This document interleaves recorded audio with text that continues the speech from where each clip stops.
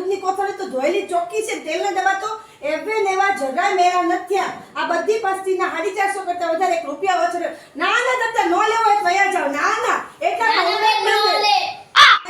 જરા જોઈ દેજો ને. રીંગે તે બગડી ગઈ છે, સીટી નથી વાગતી, ટીપવાનું છે અને ખબર નહીં શું પ્રોબ્લેમ છે, તો જરા જોઈ દેજો ને. કેટલા લેશો છેલ્લા? ના 50 રૂપિયા તો આખું ગામ લે છે.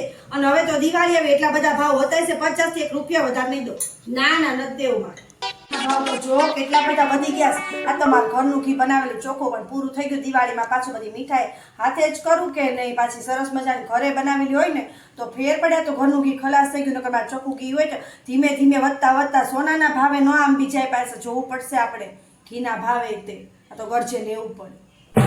એ કઈ 1000 રૂપિયા ભાવ હોતા હશે. આ મોંઘવારીએ ભયડો લઈ લીધો એટલે આ બધા ભાવ ન હોય. કઈ બાર માણસો ઉભા રહે છે તો 250 ની બૂમો પાડે કે એટલા બધા મોંઘા હોય કઈ. તોરણ ને દીવડા ની બધું અત્યારે કેટલા બધા ભાવ છે.